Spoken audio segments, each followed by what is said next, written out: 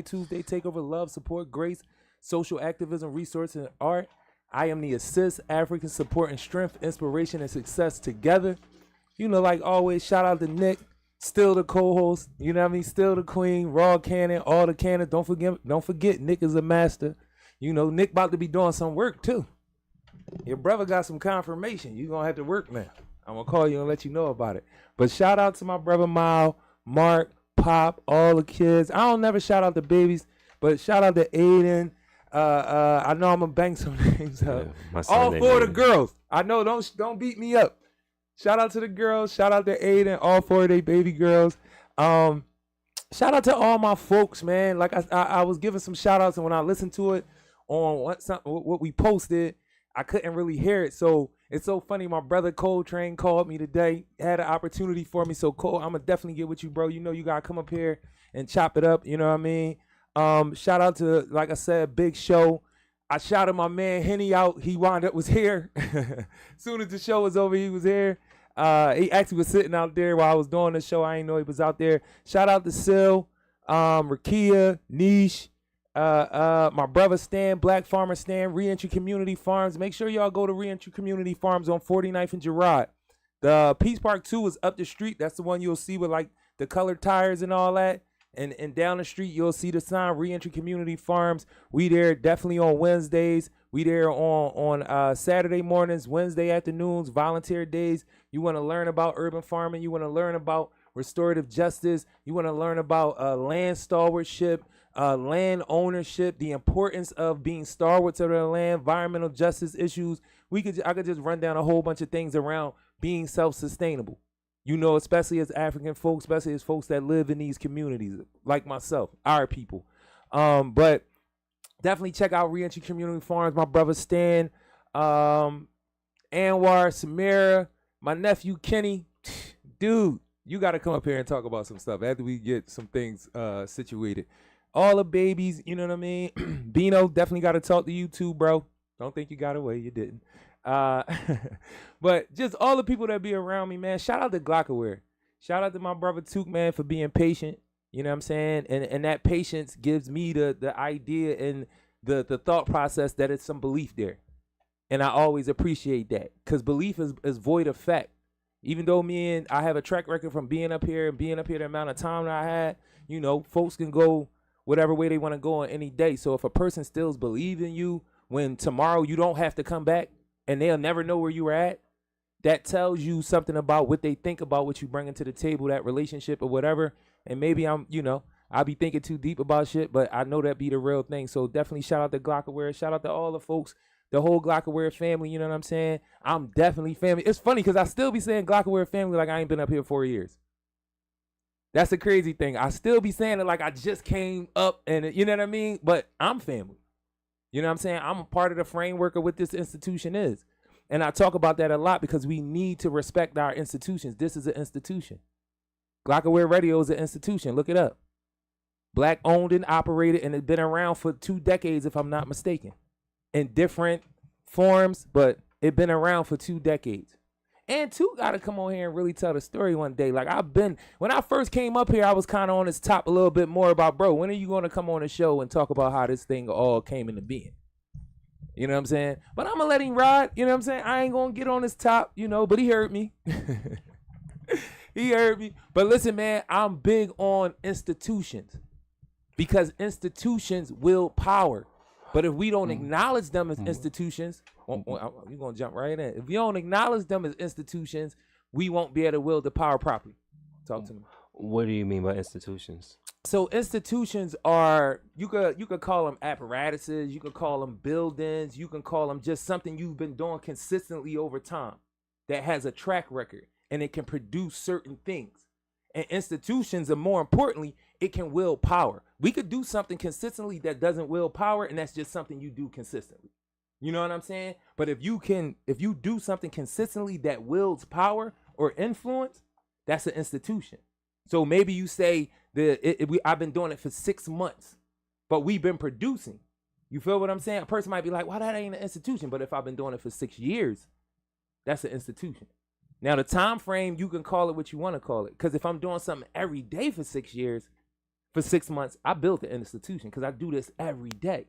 You feel what I'm saying? So an institution for me can be a building, a group of people. It can be, a football team that's been around for 10 years, 20 years. That's an institution wherever they at because they produce something. You know what I'm saying? So that's what I mean. A lot of times we think institution in terms of the school district, or we talk about city hall, or we talk about hospitals. Or prisons. And that's a real thing. Because, when I hear the institution, I hear, the term institutionalized. Yeah.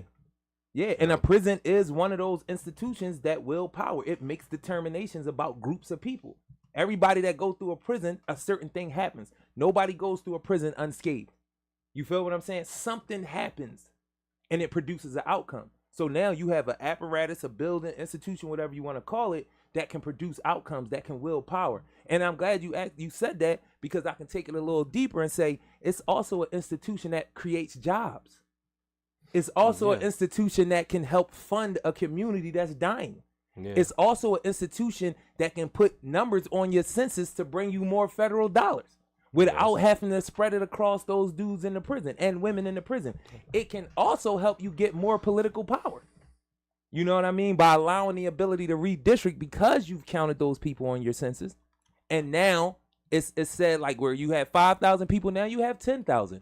Y'all need another representative. I'm not saying that's exactly how the number go, but that's how it plays out. So institution from the standpoint of all the traditional institutions, but then I say those untraditional or non-traditional institutions, because we don't get the credit for the things that we do over time that influence folks and can will power. You know what I mean? And that's what this is. I'm able to come up here every Tuesday and give information for an hour. If that's all Glockawear did, it would still be an institution that I've been able to do that for 4 years.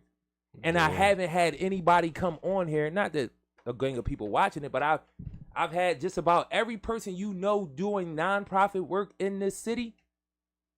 Them who have the organization or people who are closely adjacent to them, attached to them, have been on this show over 4 years. If you talking about Nomo, if you talking about Philly Trues, if you talking about Nami, if you talking about Know Your Girls Inc., if you talking about people from the Urban Art Gallery, if you talking about my brother Bigger Dre that do continuous programs and stuff at the Rotunda, if you talk about the work that I do, that I've done with Eddie's House, that I've done with Philadelphia Lawyers for Social Equity, that I've done with Street Par, that I've done with Fathership Foundation, all of those people who have been on this show. I've had folks from judges.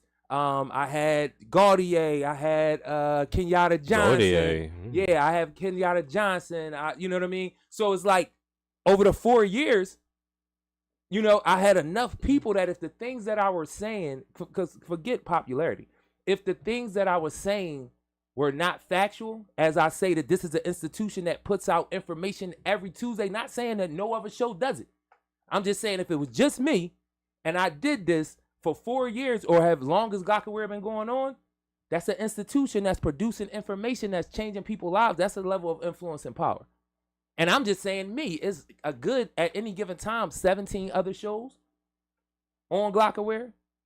You know what I mean? So I'm on one of them other 17 shows. Tell them what it is, man. Tell them who you are. That's what you got to do first. Who are you? Hey. Who are you? I am DJ Weird Nasty. Okay. Everybody call me Ayo Weird for short. For those who do not feel comfortable saying Weird Nasty. Right. A lot of people, when they see me out in public, they mistake me for some like homeless guy on the street because I dress bummy. Right. Most of the time, be purposely because I don't really like attention like that. Gotcha. Because of what I'm known for doing, as far as in like the entertainment industry with music and video editing. A lot of people know who I am, but I actually DJ on Glockawear Radio on Mercies on Monday with Ron Murder and shout out to Ron Murder, always supporting a brother. Yeah, good guy. He's a good dude. Yeah, I'm now. So it'd be funny. Some people actually mistake it to be as saying, "Oh, yo, you're a radio show." I'm like, that's actually not my show. It's Ron Murder show. I'm actually was just a DJ. Right. But like a little business agreement that we decided to work. Agreement we have. Right. So, and that's another thing about having an institution. It's like all the different things that go inside. It's a lot of people that I've met here that we've gone on to do other things outside of just them being on the radio. Right. You know what I'm saying? And them being another thing. I just was able to get a grant to do a program that I'm a center here, that I'm a base here at Glockaware Radio, and that because that opportunity was presented to me, so it didn't really make any sense to go anywhere else because this is an institution. It's going to be here every Tuesday. I already have a relationship with them. So why not expand that relationship? But it was created because not because I'm anybody. This institution was already here for me to be able to come in and take my slot and see what I could do with it. You understand what I'm saying? So that's another part of that, me meeting you now and saying, okay, you do video and you DJ. I didn't know that. I do a lot more than that. I video. I also do like outside of the entertainment business. I do I do audio engineering, of course. I make beats. I also do tech repair. I actually, we do coding and everything. I'm still I'm not very advanced at it yet, but I'm really I'm more advanced than a lot of people. And for me, man, DJs as well, I just enjoy doing it's actually my daytime job. I'm literally fresh off work. Funny, I'm actually, as you were supposed to be on this show, I just stopped past to return some microphones to Toucan that I took by accident and realized it was still in my bag last night. Hey, listen, man, it's this what it is. At the end of the day, PSA is a lot of things. It's owned and operated by returning citizens. It's a resource show. It's a show to end information apartheid. But more than everything, the overarching thing for me always is this is a community show. Yeah. And I want community folks doing whatever they doing in the community to keep the community together, because we all play a part whether you recognize that or not. So whenever I was going to get up here and this is going to be my therapy, and it still is, but you happen to be here. You know what I mean? So it's like, you here, you're part of the community, you up here. I see you with some level of tech something, you do something, we need to know about it. This is I'm DJ. This is actually the little one. I bring this around with me because I don't have a car because it blew up like a couple weeks ago. Okay. But, life be lifing. Yeah, life be lifing. Have you right by the nuts. But just carry this around. I actually have a bigger one though. Right. It's just it's very more convenient. So the other thing is I always look for what is the connection. You know what I'm saying? So like I said, I got a program ready to start. We got events that we're gonna be doing. We're gonna be doing a lot of video up here for the show, because I'm really ready to, into this show the way I want to. You ever thought about just reaching out to them? Reaching out to the community. Always. One thing, because like you said, nonprofit. Reason nonprofit, you're doing it with practically nothing. Just with the that's a real thing. Funding. So we won't have funding, and so we pretty much doing it for free. But we do get donations, and but what really makes everything complicated is fear, because a person it's a person I know. It's actually on Glockaware, as a matter of fact. Shout out to CEO Rowe. And we was working on we was actually trying to communicate to do something about this is it was his folks, about doing some type of media show, and people was I was actually speaking with, they was kind of afraid to actually go for him, because the type of up to date gear he has, he dude, that's some money, right? We don't got it, and boy, you never know. All you got, sometimes these guys just ask anyway, because based on your work ethic and who you are, for someone that actually been doing it for 4 years, obviously, you're known. That folks are we can actually, because obviously I can see your work, so you actually can get you actually are worth something. So maybe we could just work on the back end. That's actually a lot. A lot of this business is really based on relationships. Yeah, man. I just some of the people that I do business with in the nonprofit who are not from our community, I try to get them to understand. Y'all continuously talking about business. But what y'all don't understand is that culture of business is what has been so oppressive to our people. because everything that y'all do is bottom line, but it's like, who are y'all using to get y'all bottom line? It's usually us. So I tell these communities, I'm like, you got to understand that how we do business, because of our peculiar space in America, is not all, it doesn't always look like what y'all call business, which is actually very violent. Because I'll take it back to something I've been talking to with people a lot, the treaty, the contract. What contract? The contracts that got all of the indigenous people killed, for the most part. Those treaties that Europeans, that people knew nothing about, nobody, they had done trade with people for thousands of years before the European landed on their shores.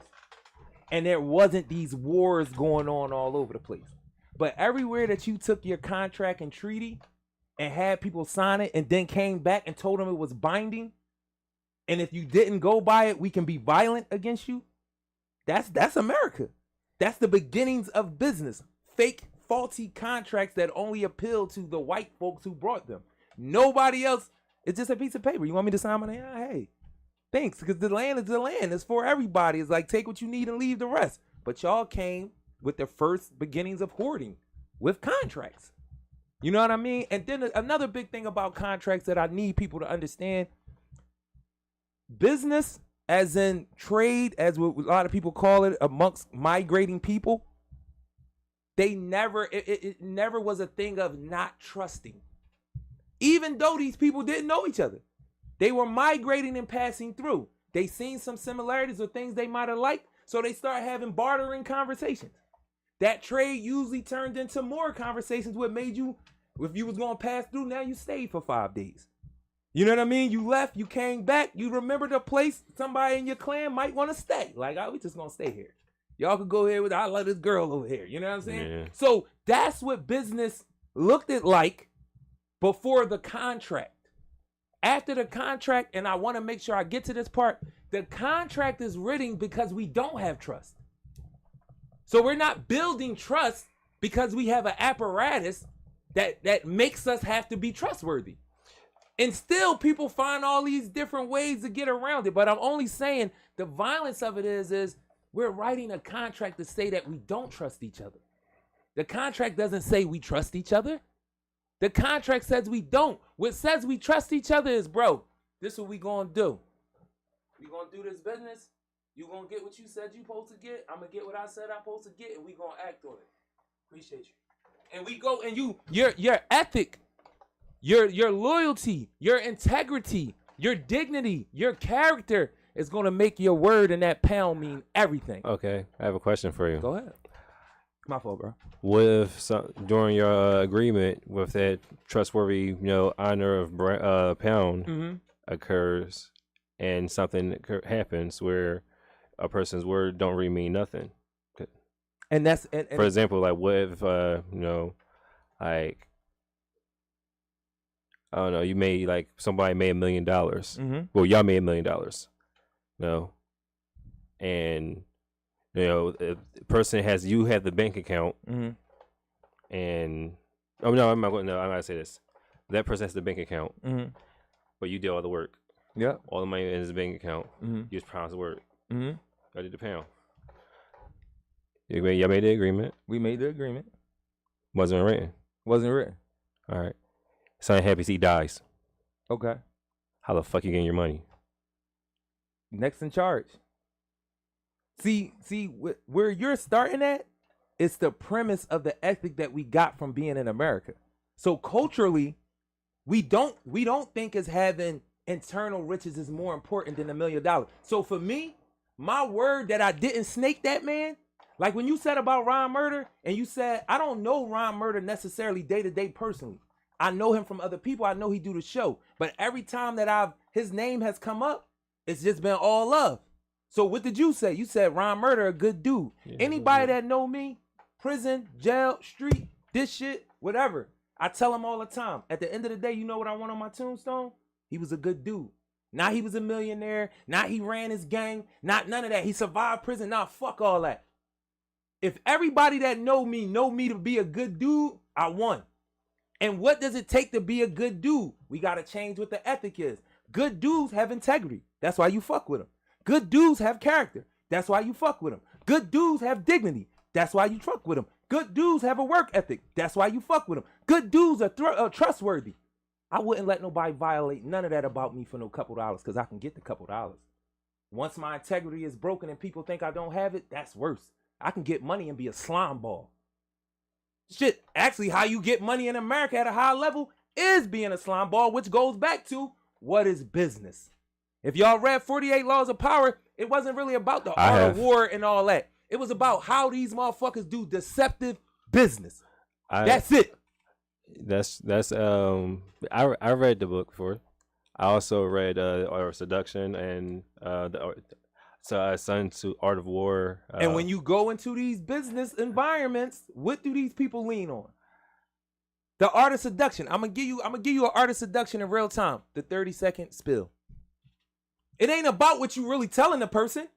It's about how you spill the information right there in front of them. You play the psychological game that, look, I'm really about what I'm telling you because I don't even know you and I'm stopping you and I'm prepared. That's psychological games because I don't know shit about you. Right. But I'm willing to accept it because I'm already geared to the psychological 30-second spill and the fact that you were willing to do it. And you meet me in the elevator or in the lobby or whatever. And you had the heart to. That's psychological games. Because you having the heart to do anything don't have shit to do with what the skill set is. Correct. You feel me? So again, we base a lot of what we do in American culture on psychological games, deception. So you can't be somebody of integrity if you really going by business. If you really going by American business, you cannot be somebody with integrity. Because the reason why this contract is being signed is because we both acknowledge that the culture we come from, you're probably going to snake me or I'm probably going to snake you. So we need this paper. And the arbitrator is really usually the biggest snake of them all. You know what I'm saying? So that's my thing is where the ethics, where the morals, where the values, that's what we should be leaning on. You do know, McDonald's was snaked out of their business from, just a handshake and a verbal agreement. Again, because we're starting at the culture of Europeans. Before Europeans, we have millenniums of documented trade amongst migrating people all over the world. You didn't hear about these crazy wars over business, people stealing and all that shit. Just look it up. I'm not making it up. Look it up. Before Europeans came with their contracts and their treaties, because they come from a culture of deception. That's how they deal with each other. What y'all don't know about Europeans is, had it not been for us letting them out and I mean it like this, because for a long time we kept Europeans where they were at with fire, because they didn't know what fire was. And if you really look up European history, they almost murdered themselves until they spread out outside of Europe, because they had dried Europe out, whatever was left of Europe, because it's a barren place. A third of them died from plague. A third of them were dying from war. They were killing each other like 90 going north. They are warlike people. Read their books. I'm not making this up. And that last group of people, that was the last residual, the environment was drying up. And they had to leave Europe. And when they left Europe, they brought their culture. And their culture is built on deception. Read all of their books. Why would you write a book called The Art of Deception? Why would you do that? What would you need that at? To recognize when you're getting fucked with. Excuse my language. I stand with that, because that's how I look at the 48 Laws of Power. Don't embrace this book to be this. Use this book to know when people are trying to do this shit to you. Actually, that's not what 48 Laws of Power are for. That's actually 48 Laws of Power is actually how to maintain control. The Art of Seduction is actually how to, recognize when you're getting fucked with. Right, but maintaining control of what?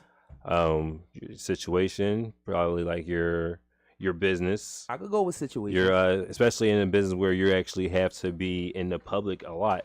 Mm-hmm. Like, for example, I'm pretty sure people like Barack Obama had to read stuff like this. George Bush, presidents. Yeah, he definitely had to do it. He was a vicious Art of Seduction motherfucker. 50 Cent.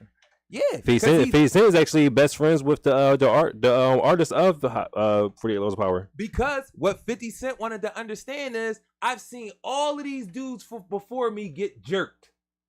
I'm trying to make sure I don't get jerked in the street, because I understood how to move. Now that I'm in this business, is this business built on integrity? Nope. If it's built on dignity? Nope.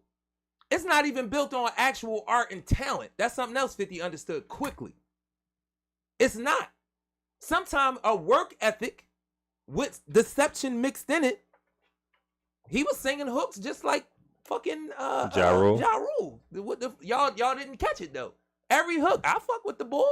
I listen to his music.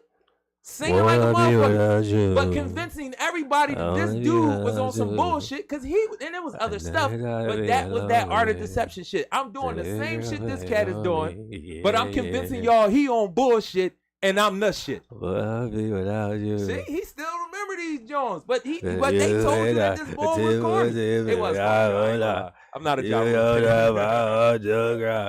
Girl, your lips, your style. Yeah, no talent. That wasn't talent.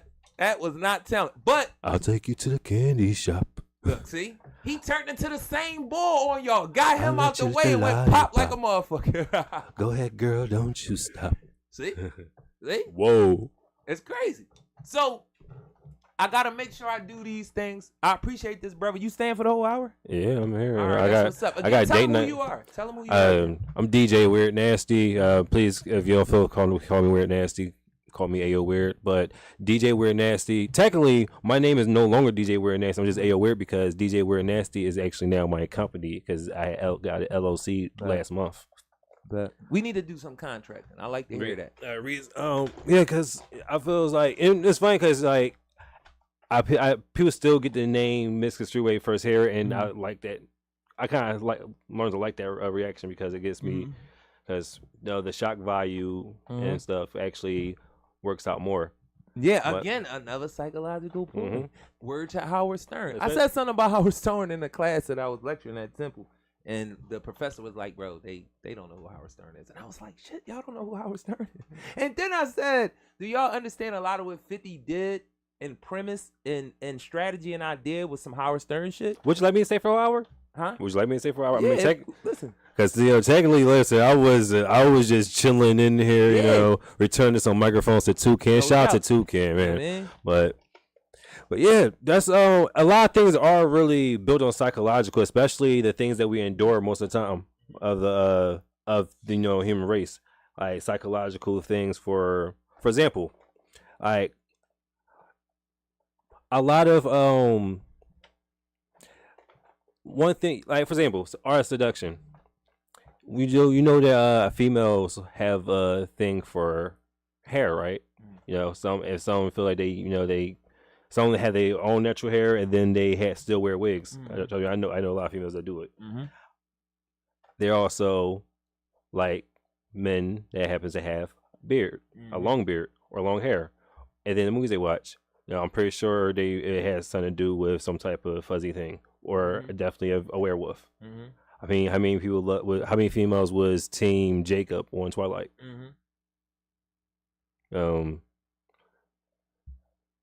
Snoop. Exactly. No, I got you. Snoop never cut her hair. It's the thing of the tall, dark, and handsome idea. Yeah. Women have. A lot of women don't realize. People be like, why do little women always want these tall men, and why they don't go for men? And be like, because this is the art of seduction comes into it because your instinct is that taller guy, the baby is going to be taller, which means just physical advantage and your baby's going to survive. That's how deep it goes. Women don't even know that. A lot of women don't know. So if you understand that a woman is attracted by nature, by instinct of what her progeny is going to come out to taller men, that's one of your Jones. Like you moving on everything because you tall. And most women are going to acknowledge it. And then they're going to start looking at other things. The height is going to get them first though. Just like you being short can kill it can kill a relationship. A woman, no matter how good you are to her, if you not tall enough, bro, I'm just telling you, this is what they be thinking. When they see taller dudes, they be like, damn, I wish my dude was a little taller. If they ain't just looking at this dude like to climb on that bull. You feel what I'm saying? And that's just one thing to get you in the door if you understand the art of seduction as a tall dude.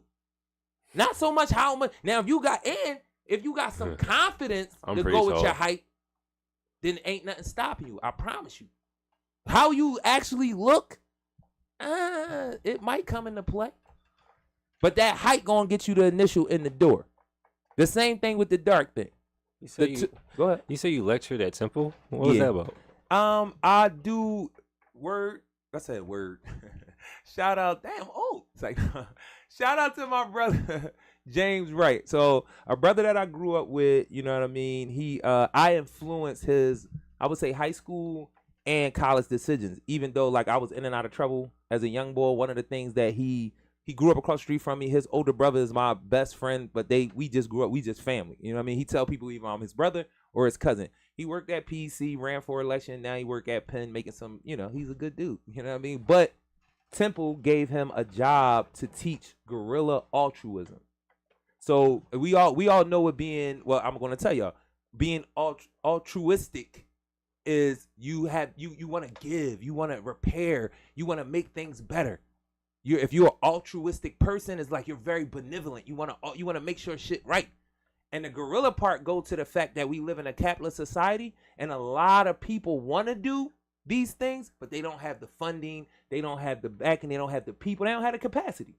So guerrilla altruism is learning ways to go against that and still be able to give, still be able to, you know what I mean? So one of the examples, the reason why he asked me to speak at the class, not just because I'm his brother and he know my history, one of the things I did to get in this space, outside of him introducing me to folks at Philadelphia Lawyers for Social Equity, I started giving out food.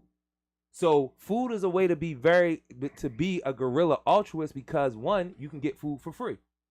You don't have to pay for it. You can actually get it delivered in certain cases if you know a good nonprofit, or if you got a nonprofit, it could be dormant. It don't matter. They'll come drop the food off for free, and you just got to organize it from there to make sure that people get it. Giving away free stuff is also another psychological way of deception. It's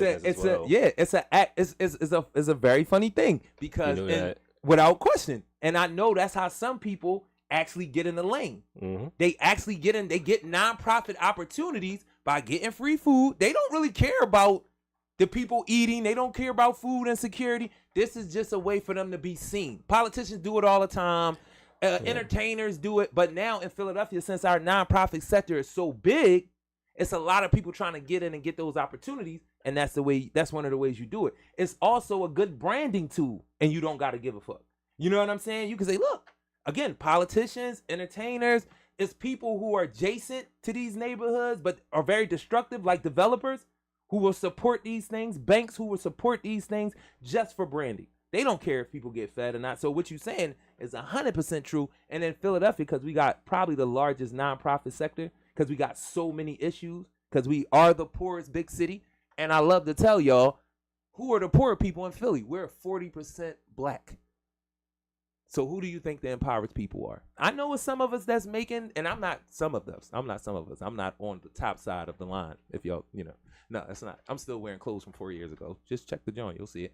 But but Philadelphia being what it is, the opportunities being what they are, it's a lot of people who are opportunists. And giving out food is a good way to play brand games with people, build your brand, make people think that you are more established than you are, make people think you actually care about this issue when really you're just trying to get certain people to see you so you can get another opportunity. What's wrong with that? What's wrong with that is that you lose, you're a part of the problem because you lose the whole continuum of what the problem is. So what you said, I'm going to tell you another part because I thought this was where you was going with it. We right now, you never know. Giving out food is a psychological joint as well because you get people used to handouts. And the other thing, you can destabilize communities by giving out too much free stuff. And a lot of countries in Africa, one of the acts of war was dropping food from the sky. And people be like, nah, they being benevolent, they giving them food. Why are you dropping stuff that they're already farming? You feel what I'm saying? Why are you dropping stuff that they sell out of their stores already? Because now if the people could get it for free, your farms don't. For what?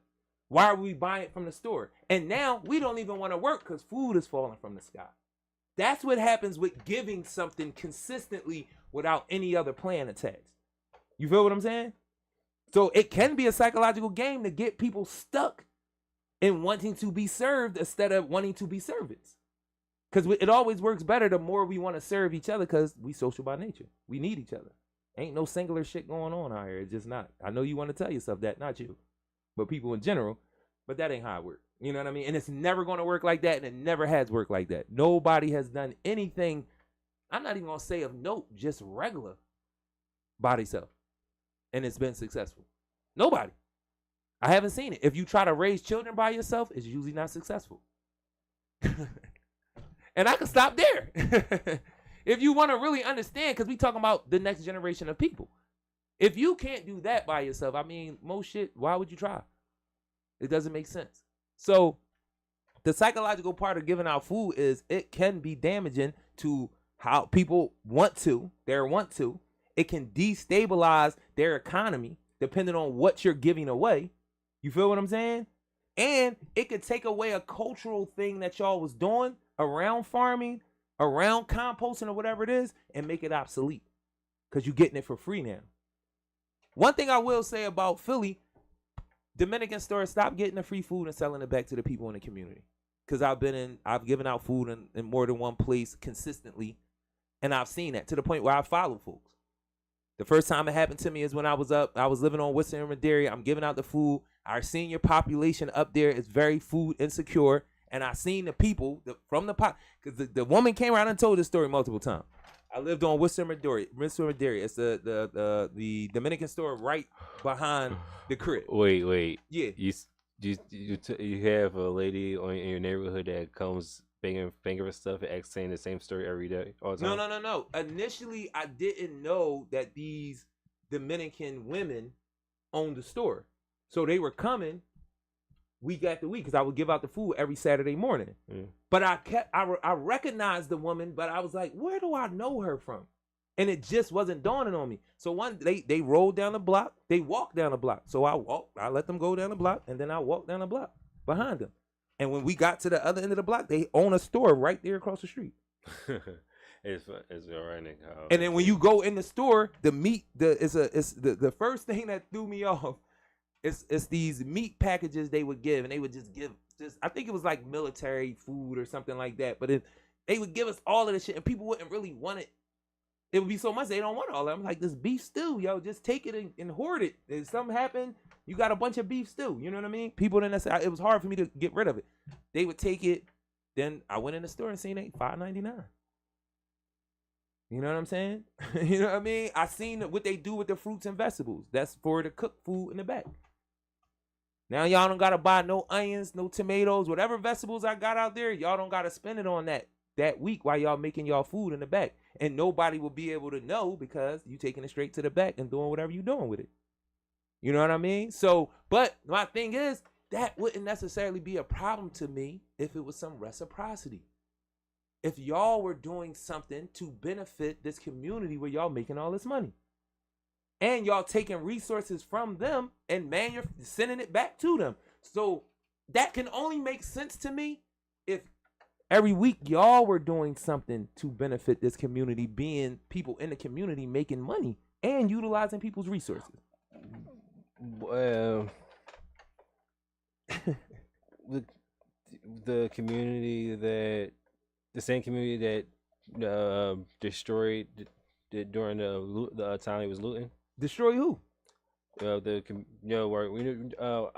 Dominican stores? No, you said community. Or, then reason why people don't want to invest in the community because every time something global happened, the community end up fucking shit up. Excuse my language. Right. That's just my opinion. No, I got you. But again, you got to look at it's more than just the looting. It's more than just the burning down of buildings. There's also the guy who young boy too. He opened up a clothing store up on 60th Street, and then I believe the same day. I don't know the story. Because I don't know the full story. But how as the story went, he opened up a store on 60th Street. It's going well. Grand opening, or I think it was grand opening or customer appreciation day. Got killed that same day.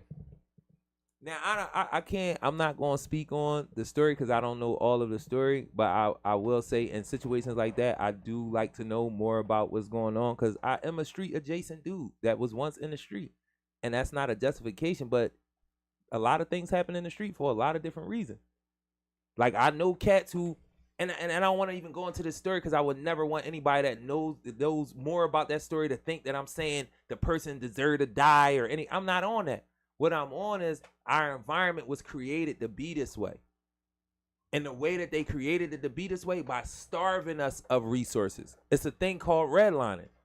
The beauty of the things, and this is a weird thing to say is beautiful, but the beauty of the things that I talk about on this show as determiners or root causes of eventual outcomes, like somebody trying to open a store in his neighborhood and wind up dying in that neighborhood trying to be a resource because that neighborhood was never created for him to be able to be a resource in that community. So we can make it very singular and say the person who did something to him or the community, because that's funny how when we want to explain things on one end, we can one-off it.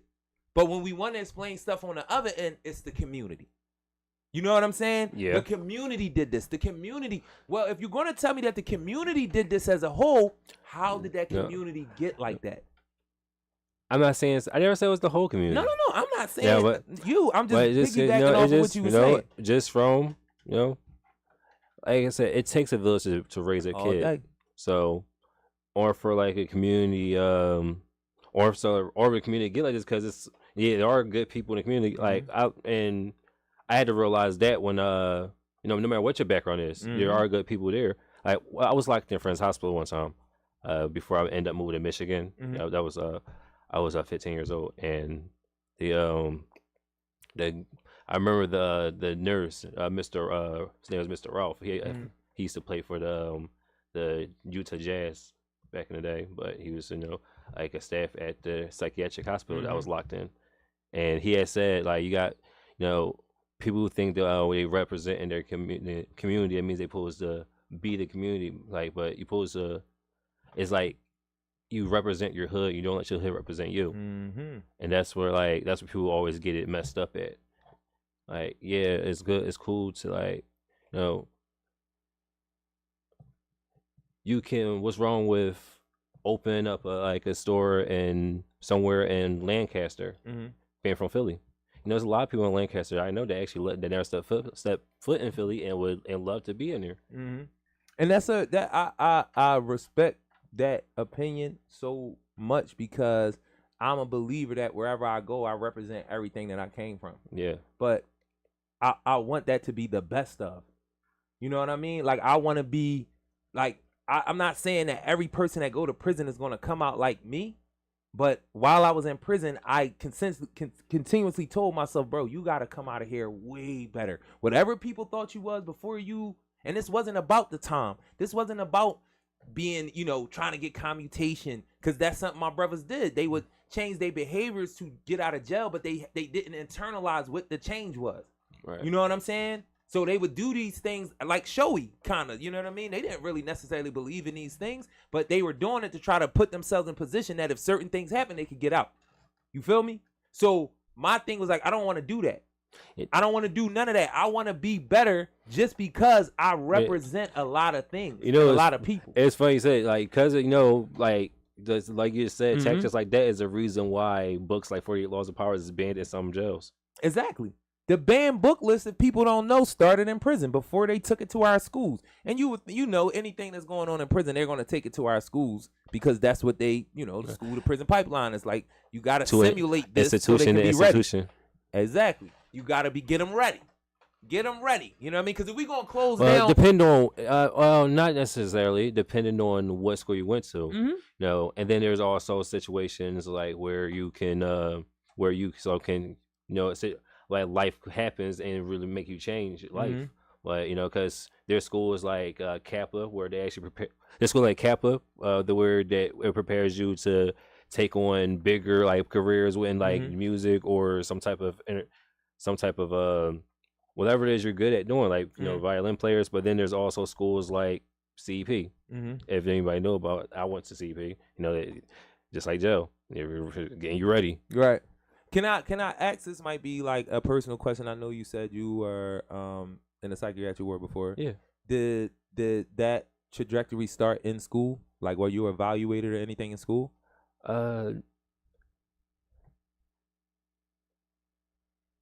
No. Okay. Do you think like? But I just knew that I did get into a lot of fights in school because I would when you're like one thing about being like I said, it's a lot it's a lot of men that was actually raised by females, whatnot. So most time men be having like the role as me in the household. Because you have a mom and your dad living all the way in other part of the world and whatnot. Only see you every 3 months.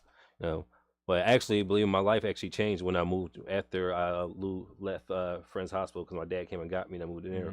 But out there, I got into a lot of fights and whatnot, and sometimes like situations happen where like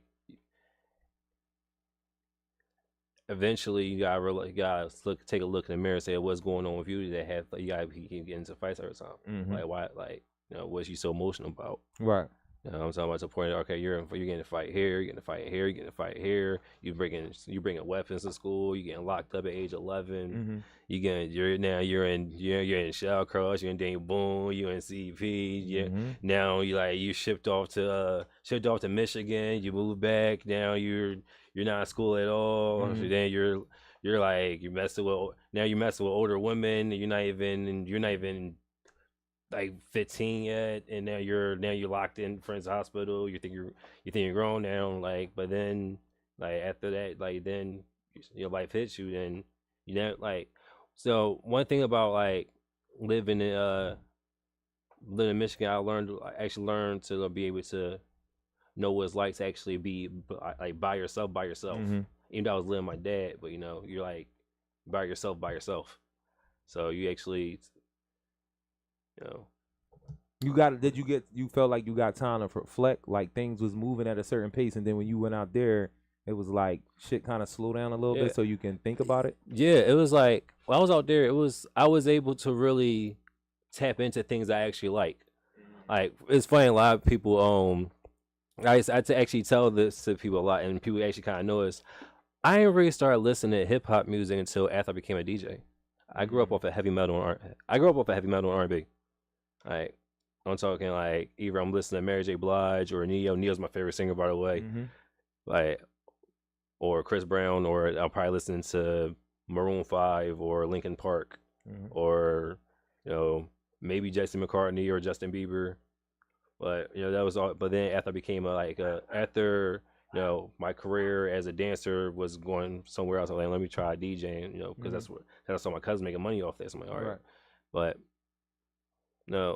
I learned it's a lot of things. It was a lot of things I actually realized I actually did and it was again, when I was in Friends Hospital, it said, represent your hood. Don't let your hood represent me. I lived literally all over the world. Well, all over from Midwest to the East Coast over. So I'm from Philly, but I lived in Michigan. I lived in Illinois, because I lived at age 10.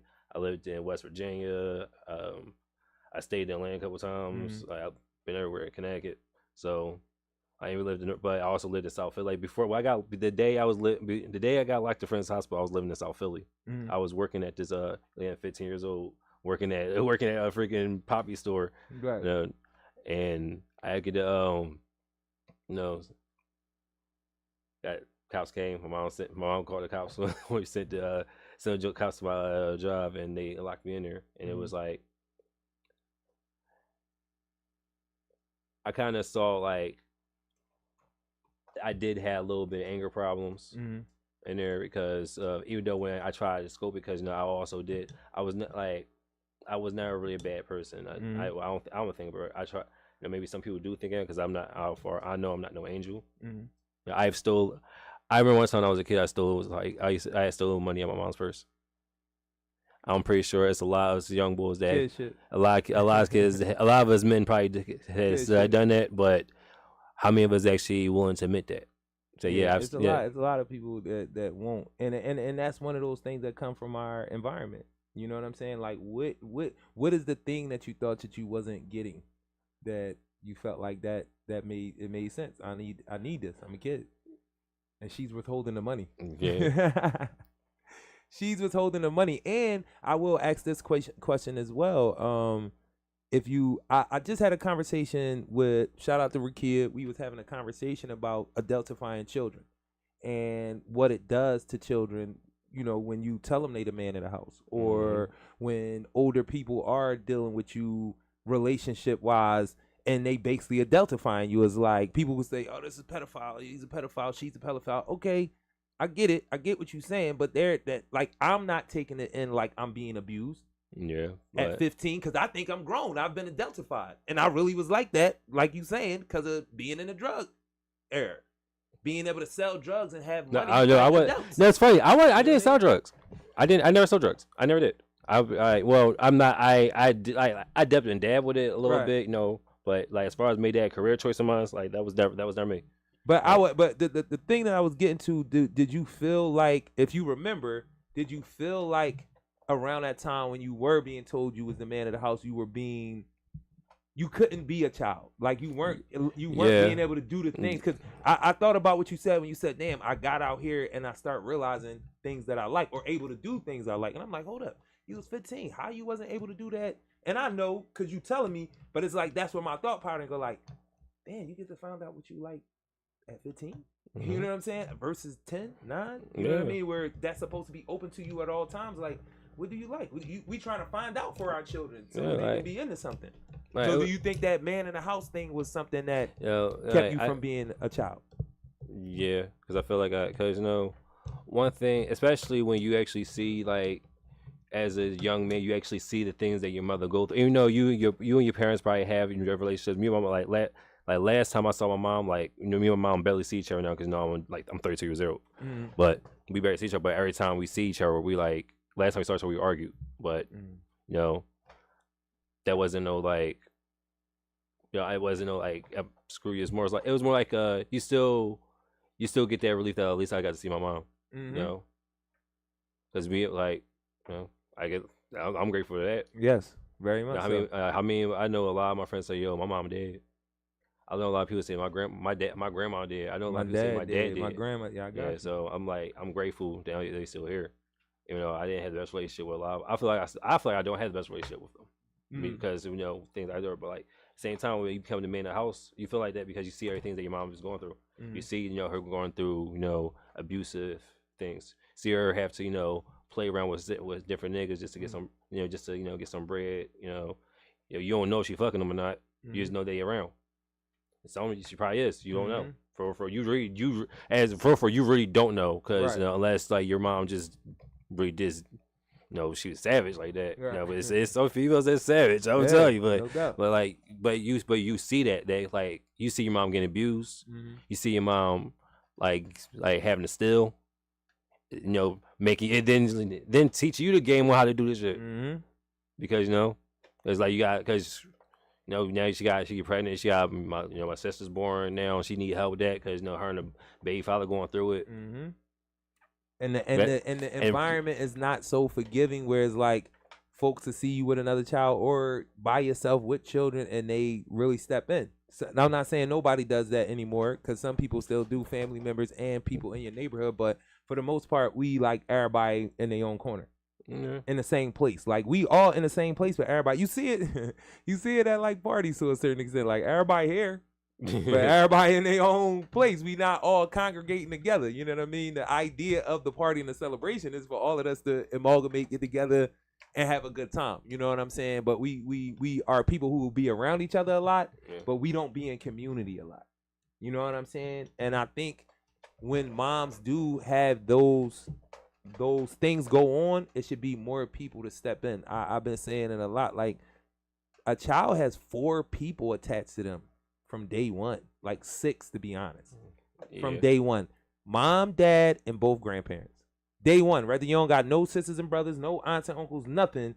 Everybody that's born into this world, unless grandparents are passed, has at least 6 people. I can say at least 2, but I'm gonna say at least 6 because people have children fairly young on average, so the grandparents still for the most part be alive.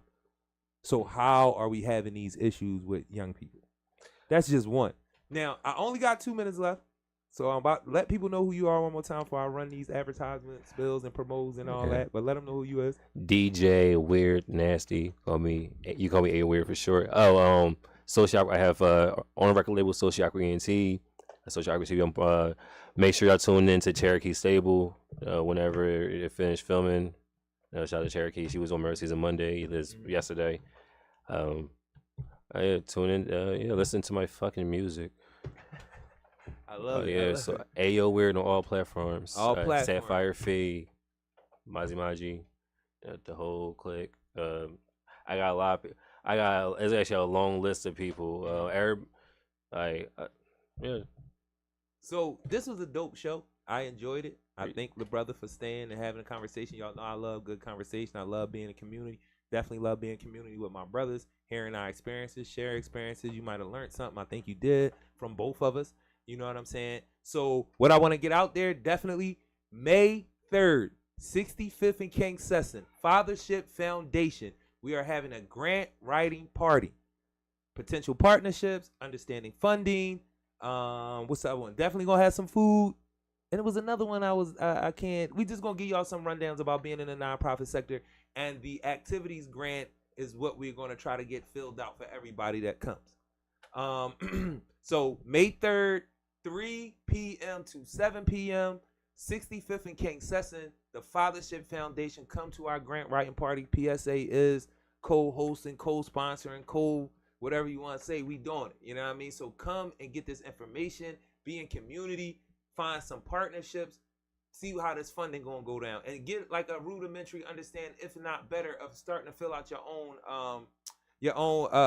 grants. And we're going to be doing this quarterly at the Fathership Foundation, but we might find some other places to pop up and doing 1621 Master, 915 Rec Philly. We might have some other places that will be doing it, but grant writing party May 3rd. That's a Saturday. That's this Saturday, 3 p.m. to 7 p.m. 65th and King Sesson, Fathership Foundation. If you put Fathership Foundation into Google, everything will pop up. All the directions that you need. But come on out. Folks going to be there. Some potential partnerships for you there. Don't miss that. So May 9th, drill music and video games. My brother, Bigger Dre, partnering with Village Restoration Project. Me, my sister Rakia, a couple other folks. Go make sure y'all look on our Instagram. Make sure y'all check the reels. That's going to be at the Rotunda on May 9th. Oh man, I ain't heard that name in years. Oh, I used to go to Rotunda every Thursdays a month to gather and to go to battle dance with folks. And they still have the gathering there too. We might need to reinstitute that for these young folks, because they definitely still be battle dancing and all that. And I just love to see young folks doing whatever they want to do to become better human beings, man. Shout out to Scorch Flames. Shout out to Scorch Flames. Definitely. So May 3rd, grant writing party, Saturday, 3 p.m., 7 p.m., food, partnerships, funding. We're going to show y'all how to fill these grants out. There's going to be a lot of folks in there that know how to do it, that have history. We're going to give a little bit of information on nonprofits, but that's May 3rd, 3 to 7, Saturday, Fathership Foundation, 65th and King Sesson. May 9th, drill music and video games. We will be explaining how this is detrimental messaging. How you are being programmed. Our babies are being programmed with a lot of this stuff that they're watching. They're consuming all of this different stimuli. So we want to break that down. So it's drill music and video games. The Rotunda, that's on 40th and Walnut, 40th and Walnut. And that's May 9th. Come check us out. Shout out to my brother, Bigger Dre. Y'all gonna see the flyers on Instagram. Check out our Instagram. Shout out to the Fathership Foundation. One more time. Shout out to Glockerware. I appreciate my brother's patience. If you go and do business with black folk, don't do business. Do relationship. Do community. Don't do business. It's violent. Treaties and contracts is violent. Remember how these people got killed. They gave them treaties. They were contracts. And then they came back and said, well, this land is ours. Since we gave you the treaty and you not acknowledging the treaty, we're going to kill you. They're going to kill everybody and take the land. And they was with it. Seemed like they did it before. But listen, man, this is PSA Philly Service Announcement. Takeover Tuesday Takeover. Love, support, grace, social activism, resources, and art. I am the assist. African support and strength, inspiration and success together. I love black people. Shout out to my brother Kane. That's what we doing out here. We out.